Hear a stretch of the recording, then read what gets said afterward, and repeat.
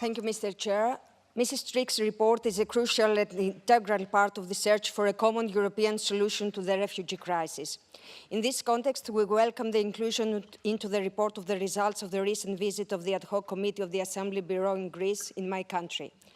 Far from trying to hide any existing problems, on our part we try to shed light on all that has been done to address the crisis in recent months, and particularly on the problems that still exist.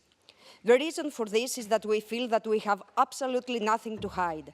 On the contrary, if one considers what has been achieved in such a short time and what the situation was a few weeks or months ago, how quickly Greece responded in such an urgent situation, we believe that we have every reason to be proud of what has been done so far.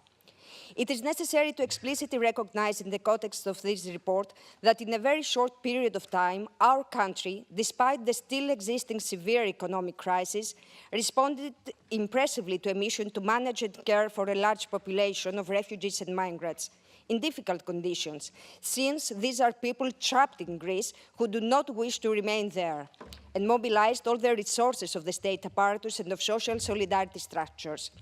It is not true that Greece lacked the necessary infrastructure to respond to the crisis.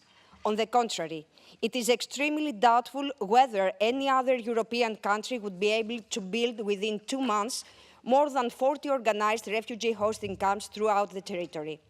Most importantly, it is even more doubtful that any other European country would be able to accomplish this without significant reaction from society, without the aggravation of racism and xenophobia, but quite the opposite, with the vast majority of the population supporting and showing solidarity to refugees.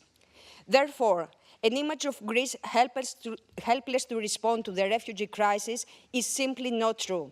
Much more accurate is an image of Greece as a country that was forced, purely by chance, by its geographical location on the map, but also due to the reluctance and failure of its partners to deal alone with a major humanitarian crisis, which was and still is a European responsibility.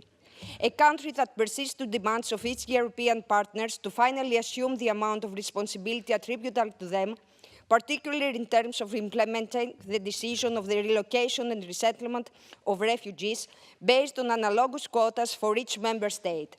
This does not mean that we do not recognize that there are still problems and difficulties. Here, however, we have a European problem, the management of which Greece had in fact to bear in full, suffering the consequences of a European reluctance and failure to jointly address the refugee crisis.